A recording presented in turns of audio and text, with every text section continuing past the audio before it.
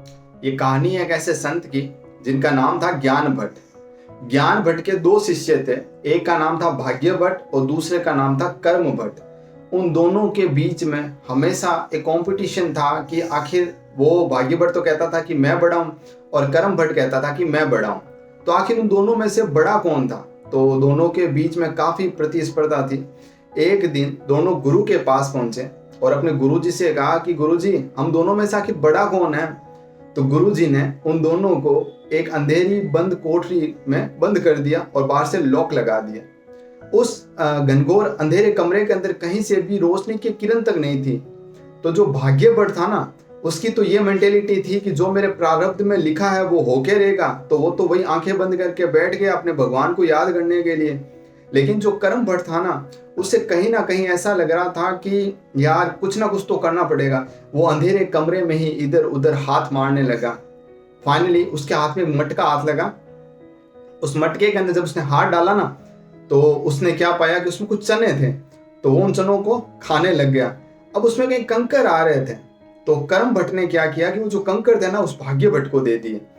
अब ऐसा होते होते वो, क्योंकि जो कर्म भट्ट था ना, वो मन ही मन से खुश हो रहा था कि भाई अपना तो पेट है वो भर गया। तो 2 दिन के बाद में अब क्या हुआ कि गुरुजी ने जैसे ही दरवाजा खोला, तो जो कर्म भट्ट था उसका तो पेट भरा हुआ था, लेकिन जो भाग्य भट्ट था ना, वो बेचारा एकदम भूख के मारे एकदम व्याकुल हुए जा रहा था।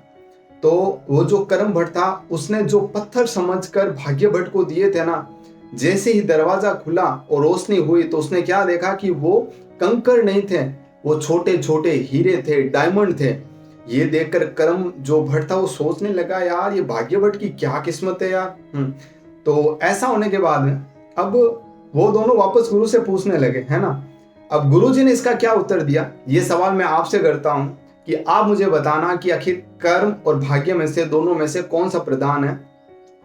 भगवत गीता के 3रे अध्याय का जो श्लोक नंबर 8 है, उसमें ऐसा भगवान श्री कृष्ण ने अर्जुन से कहा है कि हे अर्जुन, हे पार्थ, तुम नित्य कर्म से अपने कर्म किए जा और मैं तुझे टाइम आने पर फल उसका जरूर दे दूंगा।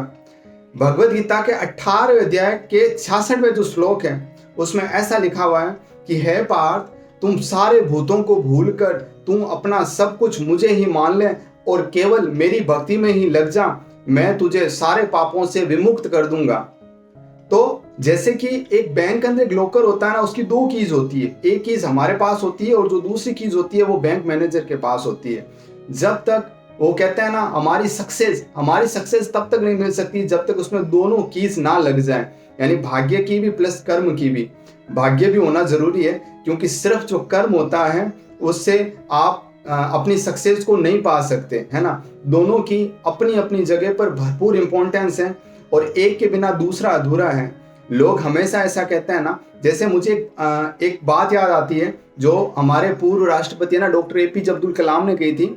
उन्होंने कहा था कि अगर खुदा से मांगना है ना, तो दिमाग नहीं तकदीर मांगना, क्योंकि मैंने तकदीर वालों के यहाँ दिमाग वालों को झाड़ू लगाते देखा है।